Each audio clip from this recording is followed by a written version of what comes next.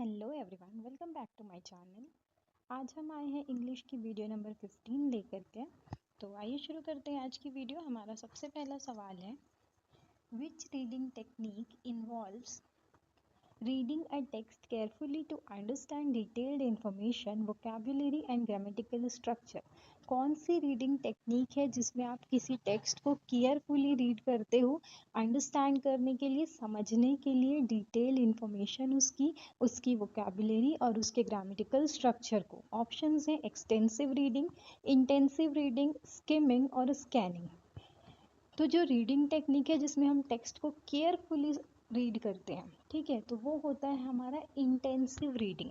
Extensive reading क्या होता है? एक्सटेंसिव रीडिंग में हम सिर्फ उसको अपने खुशी के लिए, प्लेजर के लिए पढ़ते हैं, ठीक है।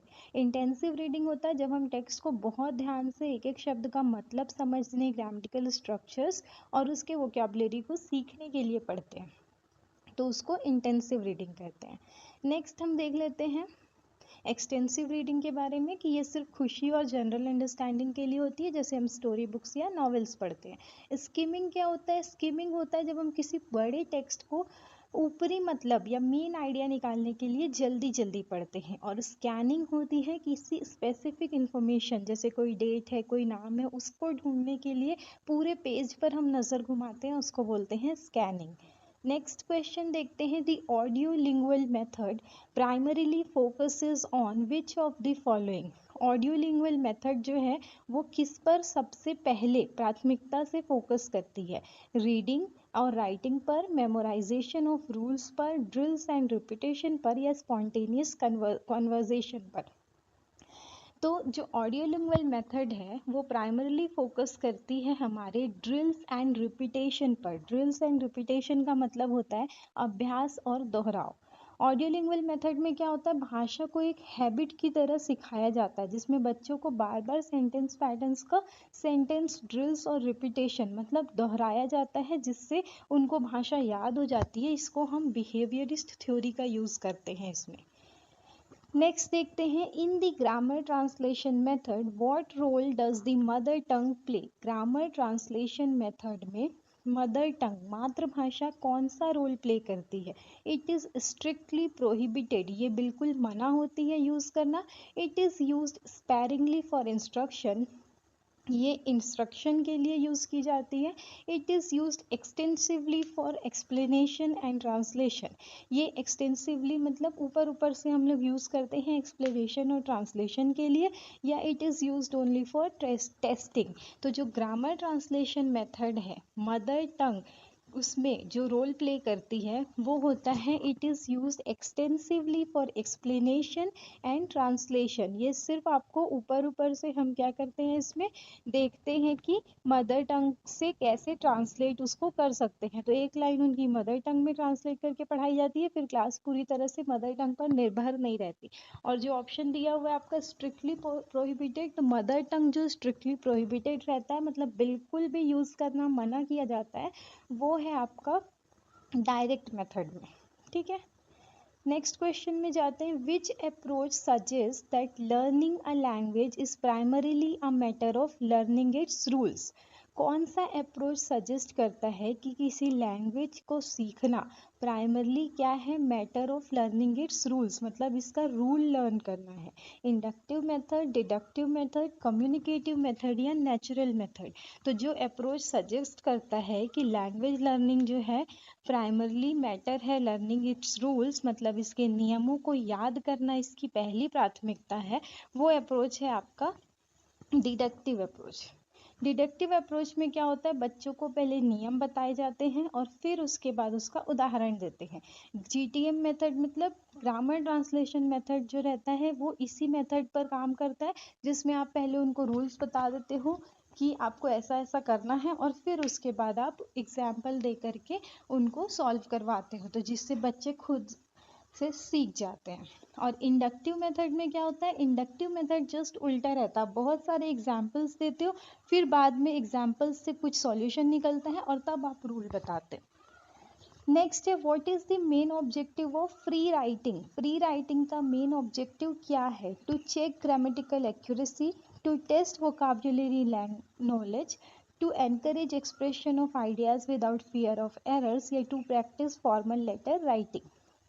तो मेन ऑब्जेक्टिव जो है फ्री राइटिंग का वो है आपका encourage expression of ideas without fear of errors. आपको क्या करना है, एनकरेज करना है, बढ़ावा देना है कि बच्चे अपने आइडियाज को एक्सप्रेस करें और उनमें कोई भी डर नहीं रहे कि हम उसमें एरर कर रहे हैं, गलती कर रहे हैं।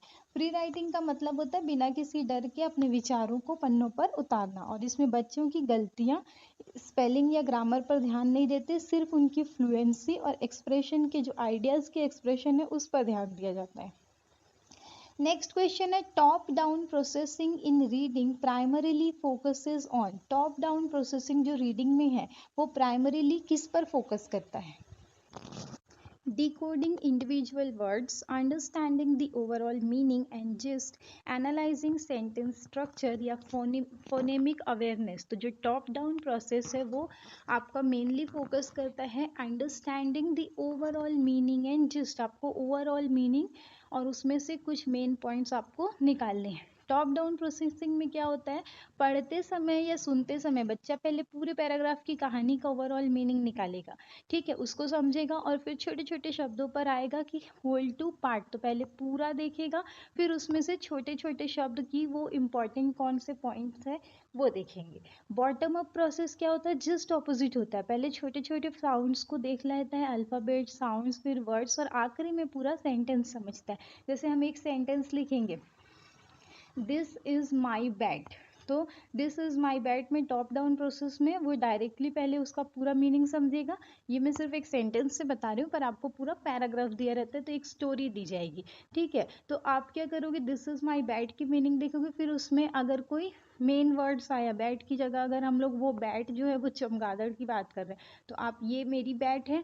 अब बैट क्या क्या है यहाँ पर, मतलब चमगादड़ है। तो ये है टॉप डाउन प्रोसेस की। टॉप पहले आपने पूरा वर्ड देख लिया और फिर उसके बाद बैट का असली मीनिंग ढूंढा। और जस्ट ऑपोजिट होता है बॉटम अप प्रोसेस, जिसमें आप पहले दिस का मतलब देखोगे, इस का देखोगे, माई का देखोगे, बैट का देखोगे, ठीक है।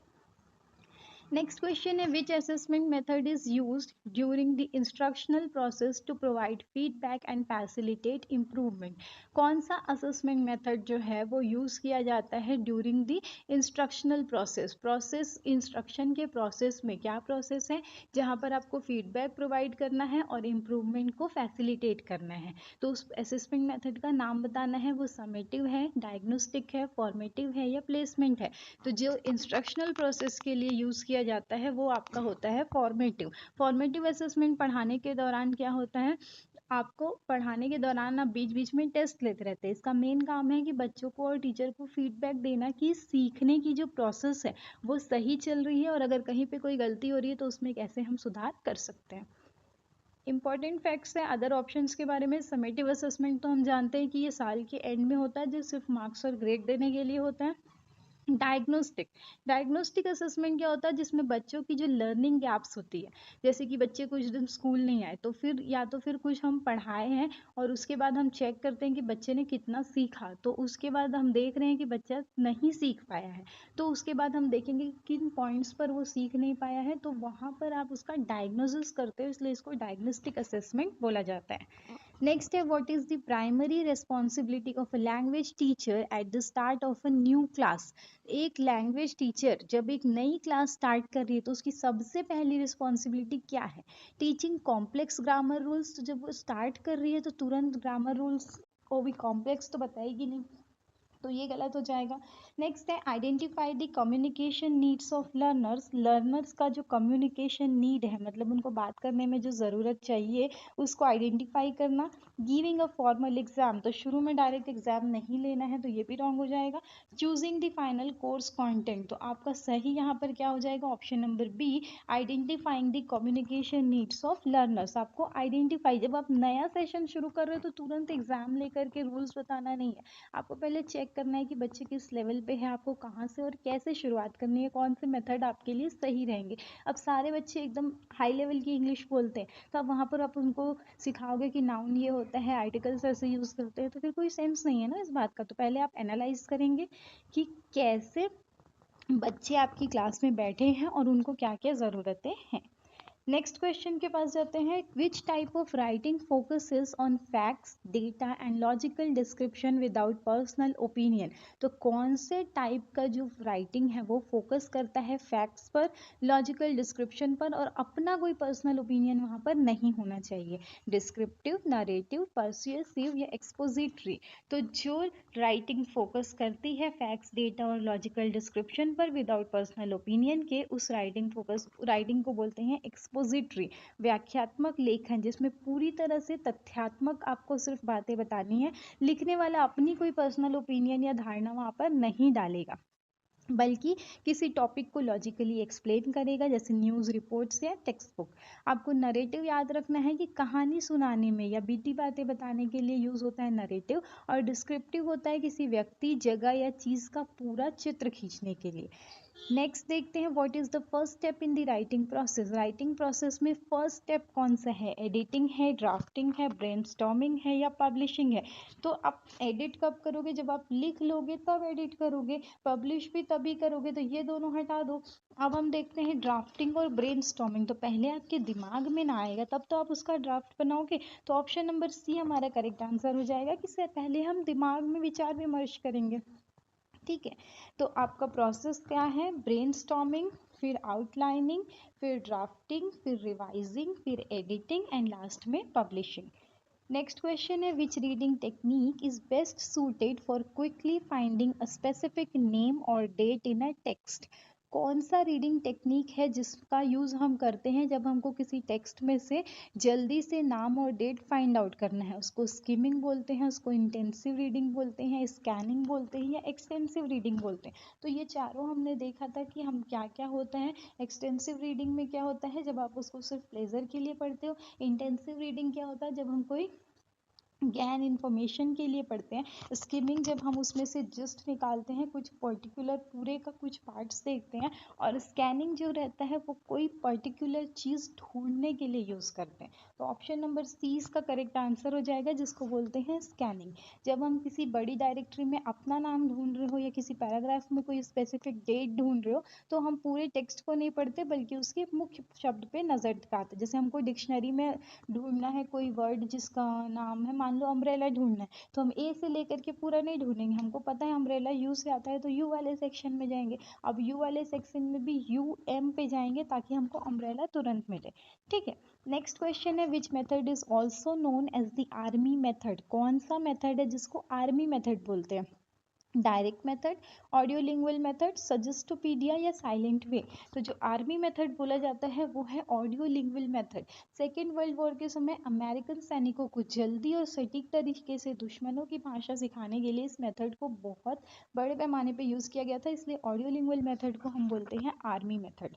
ये याद रखेंगे क्योंकि हम बहुत ज़्यादा सोचेंगे ना तो हम बोलेंगे शायद डायरेक्ट मेथड होगा, क्योंकि इसमें स्ट्रिक्टनेस है कि आपको मदर टंग यूज़ नहीं करनी है। पर स्टोरी से आपको याद रखना है कि ऑडियो लिंगुअल मेथड है आपका आर्मी मेथड। नेक्स्ट क्वेश्चन है, in inductive reading how are grammar rules taught. Inductive reading में ग्रामर रूल्स कैसे सिखाए जाते हैं? by presenting rules first, by providing examples and helping student derive rules, by using translation exclusively या by drilling only। तो inductive का मतलब हम जानते हैं आगमन विधि। इसमें क्या होता है? पहले एग्जाम्पल बताया जाता है फिर रूल जाते हैं। तो एग्जाम्पल टू रूल कौन सा है? ऑप्शन नंबर बी है, तो करेक्ट आंसर हो जाएगा ऑप्शन नंबर बी। ठीक है, नेक्स्ट क्वेश्चन है, why is extensive reading encouraged. Extensive reading को क्यों एनकरेज किया जाता है, प्रोत्साहित किया जाता है? for detailed grammatical analysis, for pleasure and global understanding, for passing competitive exam या correcting pronunciation। तो एक्सटेंसिव रीडिंग में क्या होता है कि हम उसको सिर्फ प्लेजर के लिए पढ़ते हैं, तो एक्सटेंसिव रीडिंग को इनकरेज किया जाता है कि प्लेजर और ग्लोबल अंडरस्टैंडिंग के लिए। ठीक है, इसका बच्चों में रीडिंग हैबिट्स को बढ़ाने के लिए यूज़ किया जाता है। ये पढ़ने की ऐसी विधि है जो सिर्फ आनंद के लिए, जैसे अब बच्चे पढ़ रहे हैं तो अब आप उनको इस कोर्स की बुक दे दोगे कि इससे रीडिंग सीखो, तो इससे बच्चा रीडिंग सीखना चाहेगा क्या? पर स्टोरी बुक रहेगी तो उस स्टोरी बुक की नेक्स्ट पार्ट में क्या हुआ, नेक्स्ट पार्ट में क्या हुआ, उसके लिए बच्चा भले ही 2 पेज एक्स्ट्रा पढ़ लेगा। तो ये होता है एक्सटेंसिव रीडिंग का काम।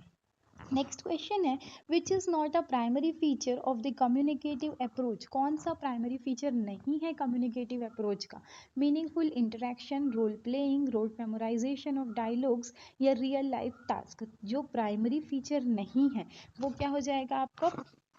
वो हो जाएगा rote memorisation of dialogue. Communicative language teaching में क्या होता है, इसका मुख्य उद्देश्य है कि बच्चों को असल ज़िंदगी में बातचीत करने के काबिल बनाना। तो यहाँ पे आप डायलॉग याद करके किसी से थोड़ी बात कर सकते हो, इसीलिए यहाँ पे रटने वाला जो मेथड है बिल्कुल मना रहता है।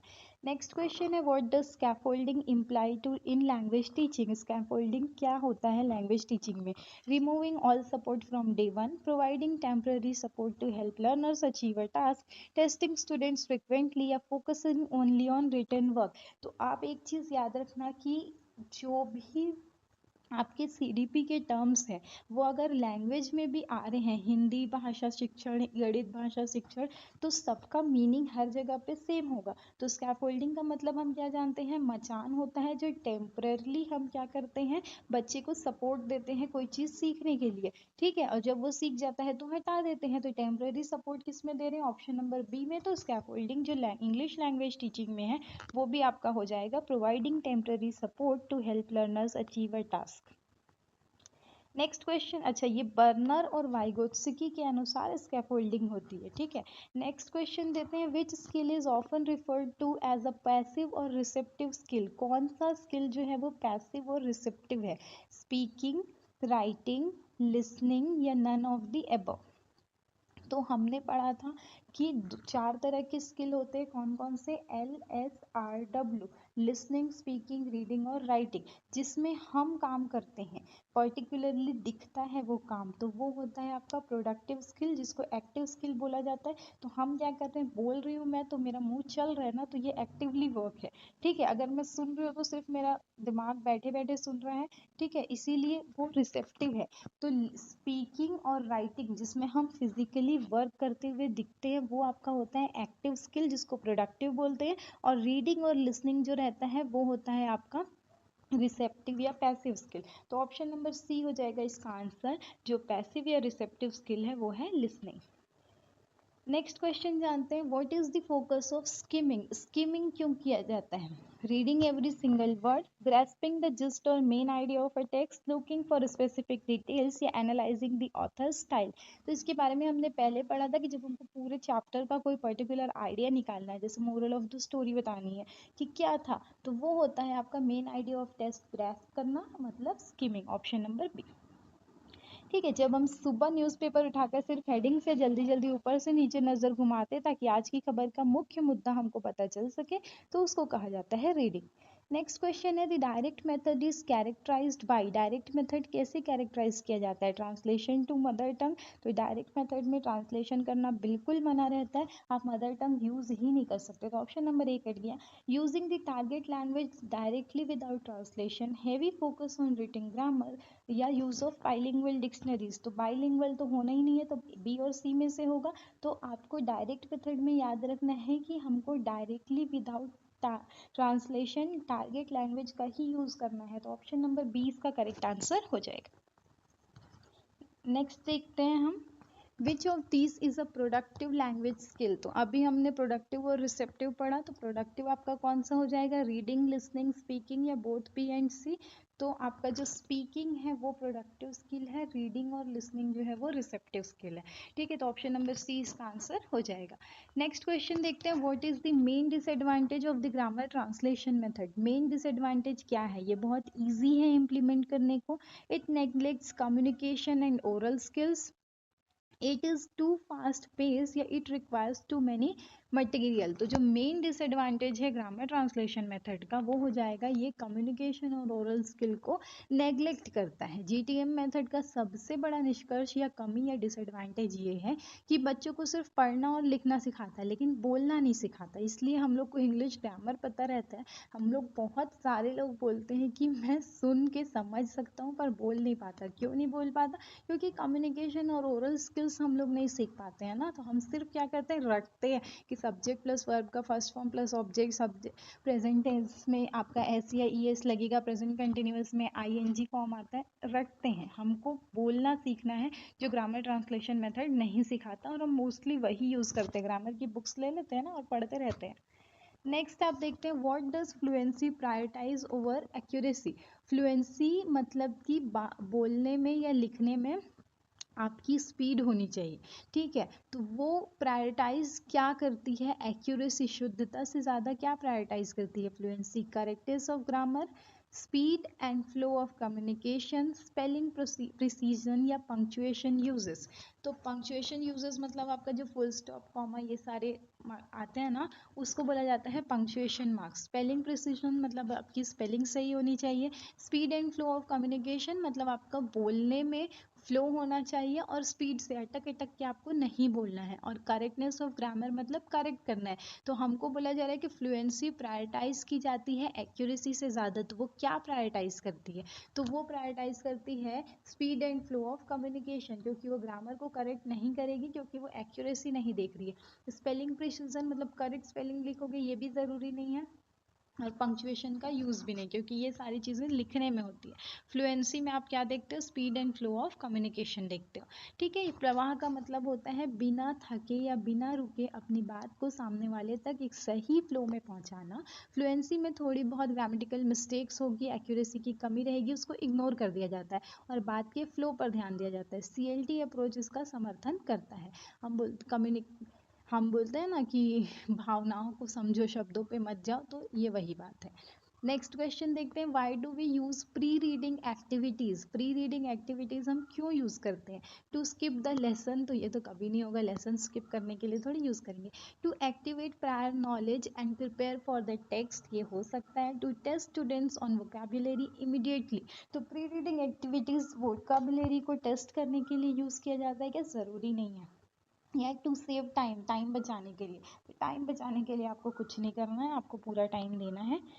तो ये दोनों में से क्या हो जाएगा, प्री रीडिंग एक्टिविटीज़ जो होती है, ऑप्शन नंबर बी ज़्यादा सही आंसर है, कि जो पुराना नॉलेज है और टेक्स्ट के लिए प्रिपेयर करने के लिए बच्चों को ये प्री रीडिंग एक्टिविटीज़ कराई जाती हैं, ठीक है। इनमें क्या होता है, किसी कहानी या चैप्टर को पढ़ाने से पहले टीचर बच्चों से सवाल जवाब करता है, आसपास की बातें करता है, उनको प्री रीडिंग एक्टिविटी कराते हैं, जिसका मतलब होता है बच्चे के पूर्व ज्ञान का पता लगाना। हम बोलते हैं ना, लेसन प्लान बनाते हैं तो कि इंट्रोडक्टरी क्वेश्चंस पूछेंगे, अगर हमको सौरमंडल पढ़ाना है तो हम कहाँ रहते हैं, पृथ्वी में रहते हैं, पृथ्वी क्या है, ग्रह कितने हैं, ऐसा करके हम सौरमंडल तक पहुँचते हैं। तो वो चीज़ें होती है। नेक्स्ट है, in language pedagogy what does contextualization mean. Language pedagogy में कॉन्टेक्चुअलाइजेशन का मतलब क्या होता है, teaching words in isolation, teaching words और grammar within a meaningful situation, translating words one by one या यूजिंग ओनली पिक्चर्स। तो लैंग्वेज पेडागोजी में जो कॉन्टेक्चुअलाइजेशन है, इसका मतलब क्या है, हमको ये बताना है कि वर्ड्स को सिर्फ हमको पढ़ाना है आइसोलेशन में, मतलब कि वर्ड्स आपको पढ़ाना है, बाकी सारी चीज़ें आइसोलेट करनी है, हटा देनी है, या आपको वर्ड्स और ग्रामर एक मीनिंगफुल सिचुएशन में पढ़ाना है। Translating words one by one आपको वर्ड्स ट्रांसलेट करने हैं, या सिर्फ पिक्चर्स यूज़ करनी है। तो जो कॉन्टेक्चुअलाइजेशन है, जिसमें आपको ग्रामर और वर्ड्स एक मीनिंगफुल सिचुएशन में पढ़ानी है, तो इस कॉन्टेक्चुअलाइजेशन को बोलते हैं संदर्भीकरण, जिसमें हम रेफरेंस देते हैं। हाँ, बच्चों को कोई भी नया शब्द या ग्रामर का रूल अकेले अकेले रटाओगे नहीं, एक पूरे सेंटेंस या सिचुएशन के साथ आप पढ़ाएंगे, जिससे बच्चे उसको रियल लाइफ से जोड़े और फिर उसके बाद उसका संदर्भ में सीखे बातों को, क्योंकि हमको स्टोरी याद रहती है। अभी हमने बोला ना कि आर्मी मेथड, तो आर्मी मेथड में क्या बताया गया कि आर्मी मेथड जो रहता है, आपको सेकेंड वर्ल्ड वॉर के टाइम जो अपोजिट टीम्स थी उनकी लैंग्वेज को सीखने के लिए यूज़ किया गया था, इसीलिए ये ऑडियो लिंगुअल मेथड है। तो हमको याद रहेगा कि हाँ, ऑडियो लिंगुअल मेथड तब से तब यूज़ हुआ था, इसलिए ऑडियो लिंगुअल मेथड है, क्योंकि उनको देख करके बातें हम सीख रहे थे, ठीक है। अगर आप नहीं जानोगे तो आप सोचोगे आर्मी मेथड क्या होता होगा, तो भी हम रिलेट करना चाहेंगे कि डायरेक्ट मेथड होता होगा, क्योंकि उसमें ऐसा ऐसा होता है, उसमें लैंग्वेज मदर टंग यूज़ करने नहीं देते हैं, सिर्फ अपने लैंग्वेज में बात करना है। तो आप चीज़ों को रिलेट कर करके पढ़ते हो, तो ये होता है आपका कॉन्टेक्चुअलाइजेशन। नेक्स्ट है, which term describes the total physical response, TPR। ये छोटे छोटे टर्म्स जो है ना, इनको नोट डाउन करके रखा कीजिए, कभी कभी आपको यही फुल फॉर्म एग्जाम में पूछ लेता है। टोटल फिजिकल रिस्पॉन्स का क्या मतलब होता है, students repeat audio recording, coordination of language and physical movement, extensive grammatical lecture, या फोकस ऑन राइटिंग स्किल्स। तो जो लैंग्वेज के आपके क्वेश्चंस रहेंगे ना लैंग्वेज के मतलब शिक्षण विधि के, तो आप कुछ कुछ चीज़ों को देखकर डायरेक्ट आंसर निकाल लोगे। अब देखो यहाँ पे बोला है टोटल फिजिकल रिस्पॉन्स, तो फिजिकल मूवमेंट किस में हो रहा है, ऑप्शन नंबर बी में हो रहा है कि लैंग्वेज और फिजिकल मूवमेंट का कोऑर्डिनेशन है, तो ऑप्शन नंबर बी इसका करेक्ट आंसर हो जाएगा। ये किसने दिया था, जेम्स अशर ने दिया था, जिसमें भाषा को शारीरिक क्रियाओं से जोड़ा जाता है। जैसे टीचर बोलेगा स्टैंड अप, तो आप खड़े हो जाओगे, टच योर नोज, तो अपने नोज टच करोगे, तो ये बच्चे सुनकर एक्शन करेंगे, तो छोटे बच्चों के लिए बहुत ज़्यादा ये इफेक्टिव है। नेक्स्ट क्वेश्चन है, which of these is a characteristics of learner centred classroom. Learner centred classroom का कैरेक्टरिस्टिक्स क्या है, लर्नर सेंटर्ड मतलब सीखने वाला जो है वो बीच में रहेगा, वो सेंटर में रहेगा, उसके अराउंड चीज़ें होंगी, तो जो भी चीज़ें टीचर के फेवरेबल होंगी उनको हटा देना, और जो स्टूडेंट के फेवर में होंगी उसको आपको लेना है। तो the teacher talks the most, तो जब लर्नर सेंटर है तो टीचर को सबसे ज़्यादा नहीं बोलना है, बच्चा बोलेगा, तो option number A cut. Students are active participants, सही हो सकता है। करिकुलम इज रिजिड, तो रिजिड करिकुलम फिर कैसे लर्नर सेंटर्ड हुआ। रोड लर्निंग इज प्रमोटेड, तो रोड लर्निंग तो आपको कभी नहीं करानी है, तो ये भी रॉन्ग हो जाएगा, ऑप्शन नंबर बी आपका करेक्ट हो जाएगा।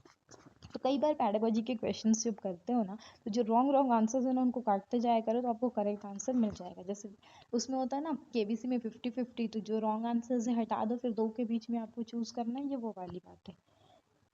नेक्स्ट क्वेश्चन देखते हैं, what is the purpose of remedial teaching. Remedial teaching का पर्पस क्या है, टू पनिश स्लो लर्नर्स, तो पनिश तो आपको करना ही नहीं है। To address specific learning gaps and difficulties, to skip the course syllabus, या टू एंटरटेन स्टूडेंट्स, तो आपको कोर्स सिलेबस तो स्किप नहीं करना।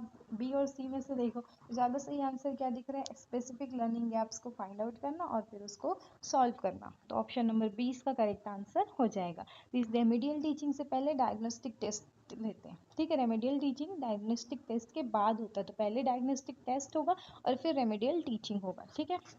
नेक्स्ट है, विच एक्टिविटी हेल्प्स इन डेवलपिंग सब स्किल्स ऑफ रीडिंग। कौन सी एक्टिविटी है जो रीडिंग के सब स्किल को डेवलप करने में हेल्प करती है, skimming and scanning, dictation, memorising poems, या ट्रांसलेटिंग टेक्स्ट। तो आपको बोला जा रहा है सब स्किल्स ऑफ रीडिंग, रीडिंग को आपको सब डेवलप करना है, तो पोएम मेमोराइज करके कोई मतलब होगा नहीं, हो जाएगा। ट्रांसलेटिंग टेक्स्ट भी नहीं हो जाएगा, ठीक है। तो आइए देखते हैं इसका आंसर क्या हो जाएगा, स्किमिंग एंड स्कैनिंग। स्किमिंग और स्कैनिंग में क्या होता है, स्किमिंग में आप मेन पॉइंट्स ढूंढते हो उसके, और स्कैनिंग में आप पर्टिकुलर चीज़ को फाइंड आउट करते हो, तो चीज़ को जब फाइंड आउट करना है तो पढ़ोगे तभी ना फाइंड आउट करोगे, इसलिए ऑप्शन नंबर ए इसका करेक्ट आंसर हो जाएगा। नेक्स्ट है, what does multilingualism as a classroom strategy. Multilingualism क्या है क्लासरूम स्ट्रैटेजी में, तो इंग्लिश में जो वर्ड्स रहते हैं ना उनका आपको मतलब ढूंढना रहता है, तो मल्टी मतलब हो जाएगा बहुत सारे, लिंगुअलिज्म जो है वो लैंग्वेज से कनेक्ट है, तो अब आपको बताना है बहुत सारे लैंग्वेज अगर क्लासरूम्स में यूज़ हो रहे हैं तो वो स्ट्रैटेजी क्या है। Forcing students to use only English, सिर्फ इंग्लिश यूज़ करना है, तो यहाँ पे मल्टी लैंग्वेज बोल रहे हो तो सिर्फ एक कैसे लोगे, तो ये कट हो जाएगा। Using the learner's home language as a resource, या लर्नर का जो होम लैंग्वेज है उसको आप एज अ रिसोर्स यूज़ करना है, ये आंसर हो सकता है। अवॉइडिंग ऑल रीजनल लैंग्वेजेस, नहीं मल्टीलिंगुअलिज्म है तो सारे रीजनल लैंग्वेज को आप कैसे अवॉइड कर सकते हैं, मल्टी मतलब बहुत सारे, तो आपको बहुत सारे लैंग्वेज लेने हैं। Teaching only in the mother tongue, तो मदर टंग में सिर्फ टीचिंग नहीं करनी है, तो इसको भी कट करेंगे, तो ऑप्शन नंबर बी हमारा करेक्ट आंसर हो जाएगा, ठीक है। नेशनल एजुकेशन पॉलिसी और एनसीएफ नेशनल करिकुलम फ्रेमवर्क, इसके अनुसार क्लासरूम में जो मल्टीलिंगुअलिज्म बहुभाषिकता है वो एक रिसोर्स है, आपको उसको समस्या नहीं मानना है, और बच्चों को घरेलू लैंग्वेज से पहले शुरू करना है और उनके बातों से सिखाना है। लास्ट क्वेश्चन है आज का, what is the global of goal of continuous and comprehensive evaluation. Continuous and comprehensive evaluation का मेन गोल उद्देश्य क्या है, स्टूडेंट्स को ग्रेड करना based on one final exam, तो कंटिन्यूअस है मतलब पूरे साल आप बच्चे का टेस्ट लोगे, बच्चे को रीड करोगे कि वो कैसा परफॉर्म कर रहा है, तो एक फाइनल एग्जाम गलत है। To evaluate both scholastic and co scholastic progress, ये सही है। To increase the number of exam या reduce the number of teachers, तो ये दोनों रॉन्ग है, ऑप्शन नंबर बी जो है आपको बच्चे को स्कॉलिस्टिक शैक्षणिक और को स्कॉलिस्टिक शैक्षणिक दोनों गतिविधियों में आपको बच्चे को मूल्यांकन करना है, इवेल्युएट करना है, तो ऑप्शन नंबर 20 का करेक्ट आंसर हो जाएगा। सीसीई सतत और व्यापक मूल्यांकन, कॉन्टिन्यूअस एंड कॉम्प्रिहेंसिव इवेल्युएशन होता है, इसका मतलब है, इसका मकसद है बच्चों को सर्वांगीण विकास टास्क। होलिस्टिक डेवलपमेंट चेक करना, कंटिन्यूअस का मतलब है आपको लगातार देखना है पूरे साल, और कॉम्प्रिहेंसिव का मतलब है कि आपको पूरी पढ़ाई जो है, पढ़ाई के साथ साथ जितनी भी गतिविधियाँ विद्यालय में हो रही है सबके अनुसार बच्चे को जज करना है। तो ये थे हमारे आज के 30 क्वेश्चन। आई होप ये वीडियो आपके लिए हेल्पफुल हो। नंबर ऑफ क्वेश्चंस उससे हमने फाइंड आउट किया, हमने किए हैं 30 क्वेश्चन, पर उसमें बहुत सारे क्वेश्चंस आपको मिलेंगे। तो ऐसे ही और वीडियो के लिए आप चैनल के साथ जुड़े रहिए। वीडियो को अपने फ्रेंड्स के साथ, जो भी टेट की तैयारी कर रहे हैं और शिक्षक भर्ती की तैयारी कर रहे हैं, उनके साथ शेयर कीजिए। अगर आपको मेरा वर्क पसंद आ रहा है, you can hit the like button and subscribe the channel if you want to help me और support me. Thank you, have a nice day. मिलते हैं नेक्स्ट वीडियो में।